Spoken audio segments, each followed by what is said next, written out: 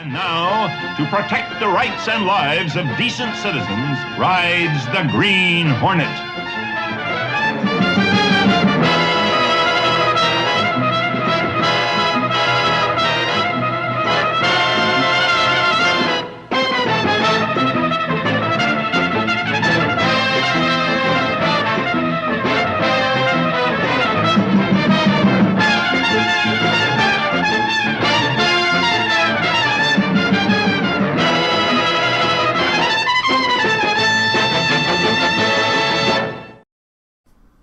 Hello, fellow mech warriors, Mage Leader here.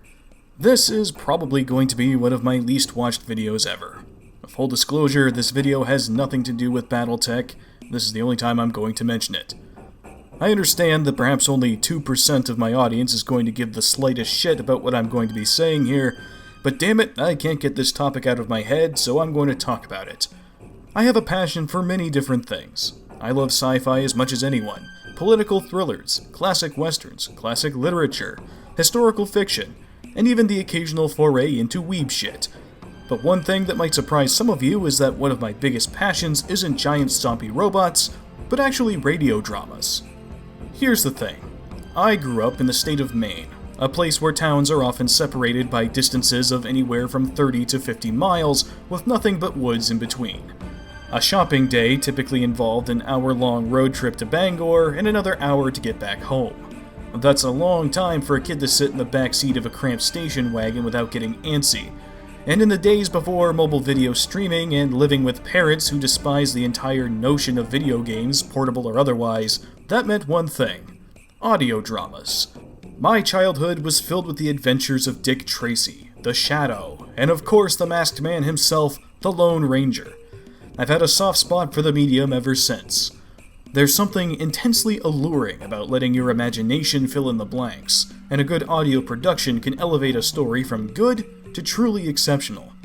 I'm now an older, jaded, and overweight man, but my love for audio dramas hasn't waned despite the shit I've seen and done.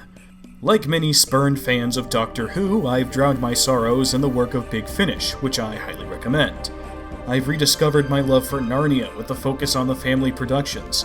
But I've also delved into the world of classic radio, and it's here that a teenage mage leader discovered perhaps his favorite out of all these various pieces of classic entertainment, the Green Hornet.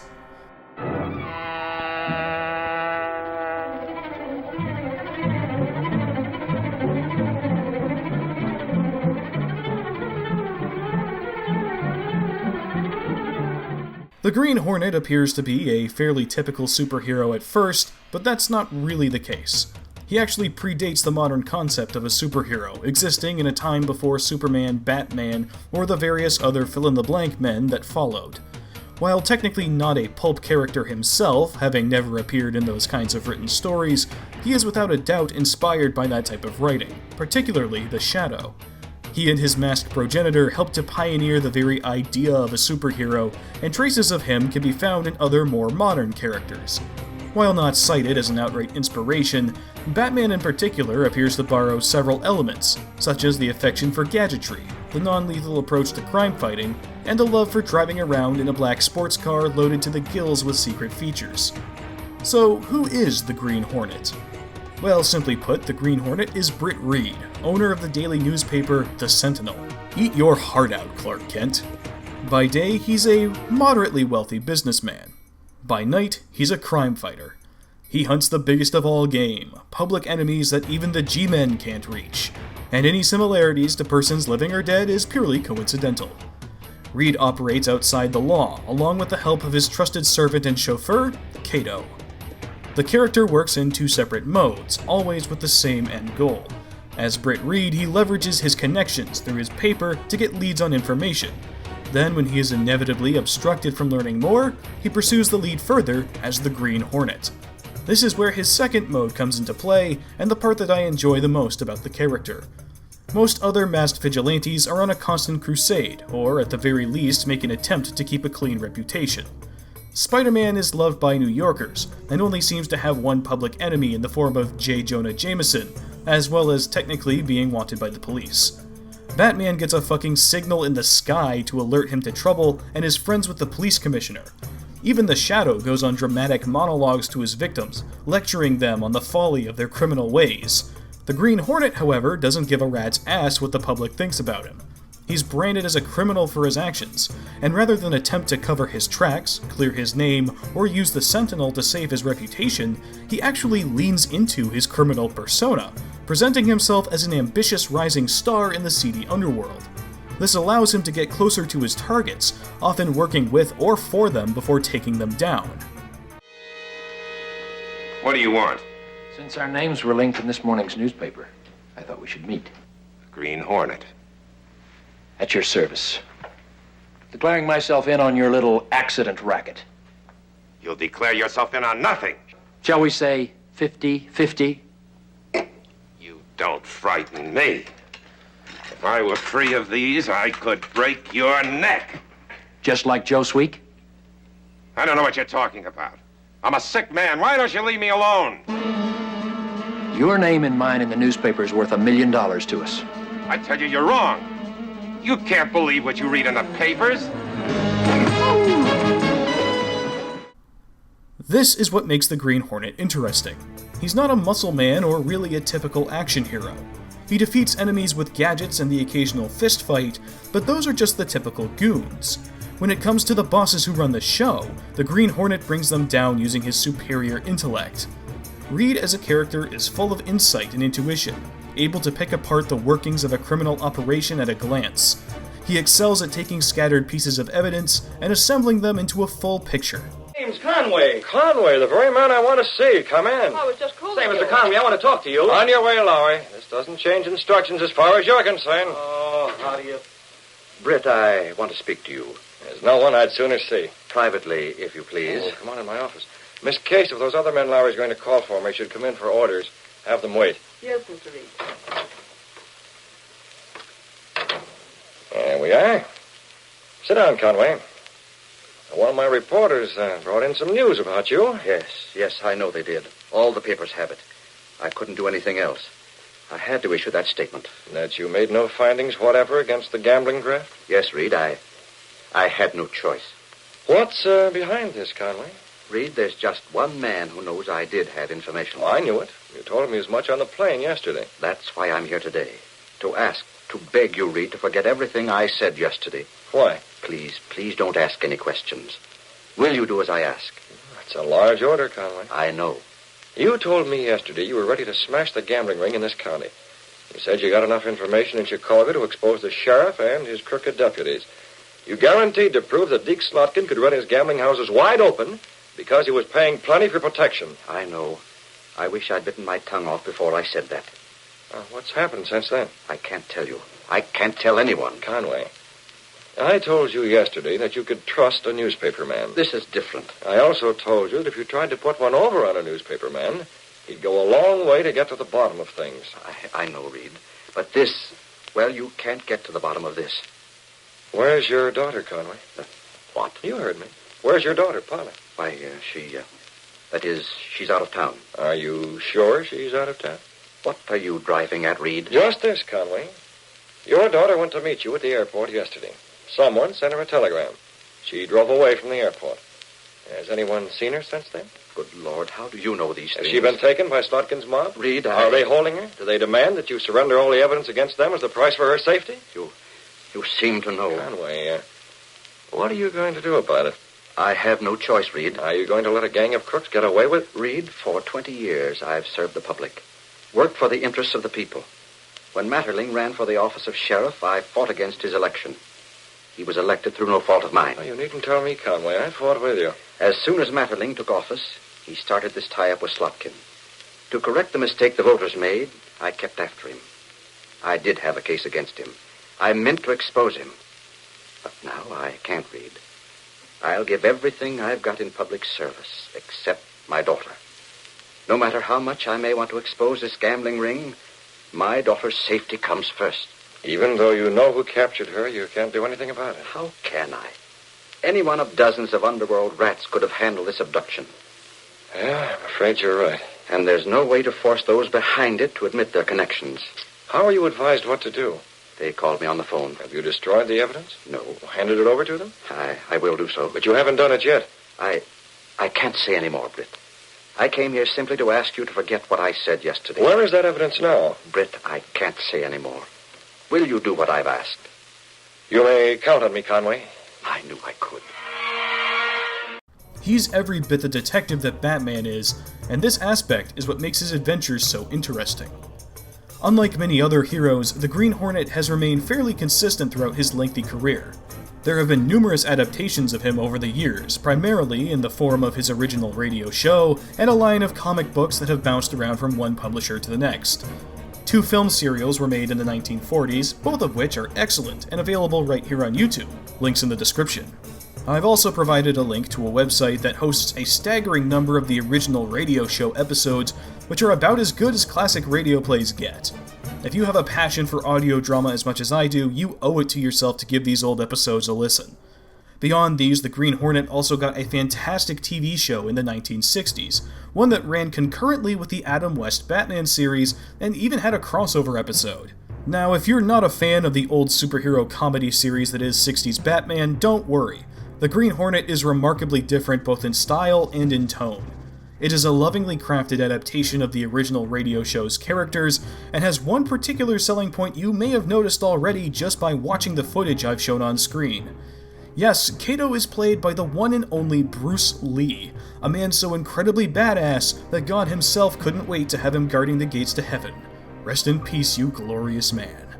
The show was a solid hit and is widely considered a cult classic even today, despite only receiving a single season. However, it was the show that put Bruce Lee on the map in America, and he soon left to further pursue his career. Honestly, it's probably for the best that the show didn't get a second season. Not because the first one's bad, far from it, it's some of the best Hornet action you could get, but simply because Bruce Lee is irreplaceable. After this initial season, the Green Hornet faded out of the public eye and all but disappeared entirely. You may wonder why this is, and I might just have the answer. The Green Hornet may have been a big success in the golden age of radio, but there's one simple fact that I haven't mentioned yet.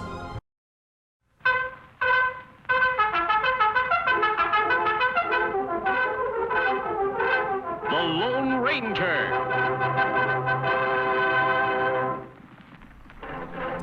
So it turns out that the Green Hornet isn't actually his own man. Not entirely, anyway. The creative powerhouses that made him already had a successful radio show on their hands with the one and only Lone Ranger. In fact, Britt Reed is the great-nephew of the man himself. While the Green Hornet appealed more to the film noir crowd, who like their streets dirty, filled with gangsters, corporate crime, and rife with injustice, the Lone Ranger had a more mainstream appeal that took off like a rocket during the Western boom. This show had such a massive cultural impact that I'm not even going to bother explaining it. You know who the Lone Ranger is. All across America, and indeed much of the rest of the world, nobody can hear Rossini's William Tell Overture without also hearing the sound of hoofbeats, an attribute owed in its entirety to the Lone Ranger. The 1950s to the early 1980s, give or take a few years, is often seen as the decades of the Western. If you think superheroes are inescapable now, try being a moviegoer in the early 1960s. Cowboys, Indians, sheriffs, outlaws, saloons, gunfighters, pretty women in Victorian-era dresses, John Wayne, you name it, it was everywhere. While other genres did exist at the time, it was very difficult to rise above the noise if you weren't on the bandwagon. And when you've got 2 intellectual properties to manage and license out, and only one of them captures the zeitgeist of the time, well, I'm sure it's easy to see what they went for. While the Green Hornet began to languish in the vaults, the Lone Ranger went on to be a cultural touchstone for multiple generations of Americans. But all hope was not lost for the Masked Man's descendant. The Green Hornet had several comic book runs, some of which were tied into the TV show. These would be written and printed on a semi-regular basis, and the show itself would see reruns. He didn't vanish altogether, and there were still a large group of people who were hungry for more of what he had to offer. Then in 1989, there was a glimmer of hope for our old friend.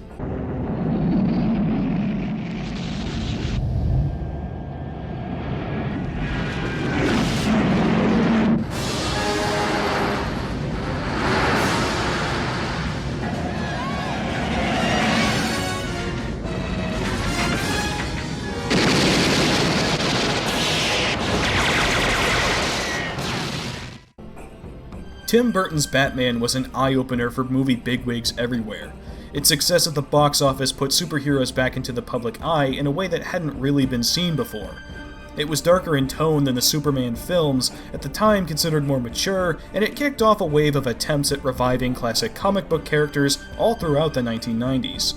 This would lead to characters like the Phantom, the Rocketeer, the Shadow, Zorro, and even Dick Tracy getting their own films. Pulps and comics alike had a brief little renaissance, and before long, the Green Hornet's own feature film began development.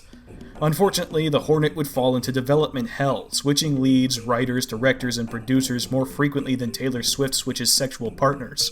The 90s and early 2000s would see no Green Hornet movie, though a finished script was written by Kevin Smith and eventually turned into a run of comics under Dynamite. Then, out of nowhere, the film was handed off to Seth Rogen, most likely out of desperation. Let me set the scene real quick. The year is 2010. The MCU was just starting out and it's come out swinging.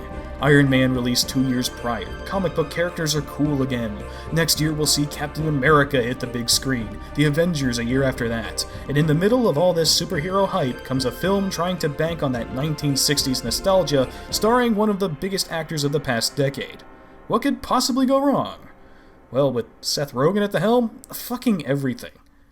Alright, look, I'm going to just come out and say it, I've never liked Seth Rogen. His style of comedy has always failed to elicit anything more than the occasional mild chuckle out of me at its absolute best.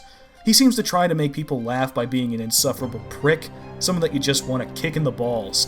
Incessant innuendos, stoner jokes, and generally acting like a dumb fuck are his tools of trade, and I find that most people who like him also think Talladega Nights is a good movie. You know. Morons. Having him write the Green Hornet, a character who's known for his sharp intellect and detective skills, isn't exactly a recipe for success. Worse yet, Rogen was also going to star in this movie, more or less guaranteeing that it would be a painful experience for everyone involved. And what do you know, it fucking was. I hate this movie with a burning passion rivaled only by my hatred of politicians and the ATF. I haven't seen a movie so thoroughly ignore its source material this blatantly since Dragon Ball Evolution. I haven't seen a movie this painfully unfunny since The Master of Disguise. I haven't seen a protagonist this stupid since Forrest Gump, and at least that character had the excuse of actually having a mental disability. The Green Hornet 2010 is an assault on the senses, a victim of the 3D movie craze, and an insult to the intelligence of everyone in the known universe. I could make an entire video on this movie alone, but I'll try to keep it brief. Understand, however, that it's impossible to talk about the death of the Green Hornet without discussing this failed abortion of a film. So, Green Hornet 2010, how do I hate the... Let me count the ways. I think the owner of one of my local comic stores said it best. I borrowed this movie from a friend, and I still wanted my money back. The film has several problems, but I'm going to get the biggest one out of the way first. Britt Reed. Seth Rogen's take on this classic character is raunchy, stupid, self-centered, manipulative, inept, and utterly lacking in any form of redeeming qualities. He is an ass of the highest degree, and not a single scene went by with him where I didn't want him to die 1,000 slow, painful deaths. It's an utter betrayal of the Green Hornet, and even as an origin story, it misses the mark by a fucking light year. There is nothing of the original character's appeal in this film. The class? Gone. The intellect? Gone. The likability? Gone. The detective work? Gone. The cool head under pressure? Gone. The suave attitude and gentlemanly behavior? Gone. I've seen people criticize the original Green Hornet for treating Kato poorly, for keeping him as the stereotypical foreign house servant, accusations that fall apart the moment you actually see or listen to it. But even if those allegations were true, they would pale in comparison to the abuse he gives Kato in this movie. His every word is manipulative and filled with passive-aggressive hostility. He insults him at every turn, becoming jealous and vindictive as the film goes along. Yeah, this movie has the protagonist getting progressively worse, not better. Britt Reed is an absolute idiot, walking into several blatant traps without a second thought. He's a genuine example of toxic masculinity, the kind of overblown caricature that your average feminist thinks every straight man is. He's so exaggerated and horrendous that you wonder how anyone that breathes the same air as him can resist the urge to place a bullet between his eyes. In short, he's Seth Rogen. He is not the Green Hornet, and he's an absolute disgrace to the character. On top of that, he doesn't get a genuine character arc outside of a couple hasty apologies before he immediately goes back to being a pathetic loser once again. He's just as rancid at the end of the film as he was at the beginning. He drags this film down into the gutter, and I'm barely even started. This movie has a serious tonal problem. The whole thing feels like a parody of the Green Hornet rather than an homage, and it's filled to the brim with some of the worst jokes I've ever heard. In typical Seth Rogen fashion, it's a non-stop string of cheap innuendos that only a 13-year-old would find funny. Most of the comedy seems to come from Britt Reed's stupidity, but watching someone be a dick to everyone around him isn't funny, especially not for 2 motherfucking hours. It's trying to be funny, something that already doesn't fit the Green Hornet, and on top of that, it fails at what it's trying to be. Then, strangely enough, despite having a far lighter tone, it also has way more violence. The Green Hornet is a character who outsmarts his enemies. He's not afraid to get his hands dirty, but he prefers sneaking in the back door to gunning down everyone in sight. In this film, though, Kato and Britt outright kill dozens of people, showing a blatant disregard for the safety of others that would make the real Green Hornet have an aneurysm. Violence is a last resort for the Hornet, and most of it is taken care of by Kato. He carries a non-lethal pistol, preferring to put his foes behind bars and force them to face justice. 2010 Green Hornet is more than happy to have a running gunfight in his own newspaper headquarters, firing wildly into a set of offices where his own employees are actively working. He sends a car crashing into a bus, blows up vehicles in public spaces, and outright murders goons by the dozen. Neither of his antagonists get arrested, both end up dead, one of them with fucking wooden stakes in his eye sockets. The worst part about this film, however, is that it's blindingly clear that at least somebody in the production is a Green Hornet fan. There are references and callbacks sprinkled throughout, like sketches of Bruce Lee in Kato's concept book, the 1937 Lincoln Zephyr on the 1960s turntable, or the use of the Al Hirt music from the TV show. But all of these are buried beneath the mountain of typical Seth Rogen trash that is this movie. While the gadgets are fun and the Black Beauty itself is cooler than it's ever been before, it's little more than finding a chocolate chip in a pile of horse crap. Yeah, it's nice, but it's not fucking worth the trouble. Long story short, this movie blows, and it's no wonder that it flopped at the box office, putting the final nail in the Green Hornet's coffin. If you want to see a better version of what this movie could have been, then I recommend the Kevin Smith comic series. Is it perfect? Fuck no. But at least it has the decency to make its Green Hornet the son of the original. Comic book Britt Reed Jr. is still an ass, but gets better as the story goes on rather than worse. He's not an idiot, and in fact actually retains the detective angle, becoming the brains of the operation. He's open to learning and improving, and doesn't treat everyone else like dirt. He has good chemistry with his sidekick, moronic attempts at flirting aside, and while the writing has a lot of the typical Kevin Smith bullshit you know and hate, compared to the film, it's a fucking masterpiece. Plus, I'll take Mulan Kato in a leather suit over 38-year-old Cameron Diaz any day of the century. There's also the far superior Year 1 series by Matt Wagner, which I plan to discuss in more detail another time. However, this is where the story of the Green Hornet ends. It's a tragic conclusion to one of the greatest fictional characters ever created, but since that cancerous flop of a film, no film executive in their right mind would dare to touch this IP. Well, except for Universal, who seems to be working on a movie right this minute, with a script written by the guy behind Kingdom of the Crystal Skull and The Mummy 2017. God help us all. The Green Hornet may be murdered yet again, but all hope is not lost. There is almost a century's worth of material to go through, most of which is of excellent quality. Again, I recommend the 40s film serials and the 60s show, both of which are available on YouTube. Again, I have placed the links in the description. If you like radio shows, then the Green Hornet is one of the best. I love this character so much that I'm even working on my own series of Green Hornet stories.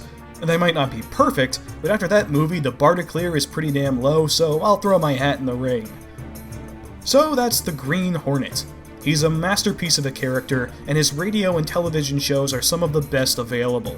Despite having elements of his persona replicated by others, no one has quite matched his distinctive style and modus operandi. He's a unique take on the masked vigilante trope, and one that I can't recommend enough. He may have been overshadowed by his older relative and assassinated by a self-righteous prick, but for those willing to look, there's some kick-ass pulp-inspired entertainment to be found. So head on down to the description and start enjoying the history of the Green Hornet. Just stay away from that godforsaken film. Thank you all so much for putting up with my rants, And until next time, this is Mage Leader, signing off.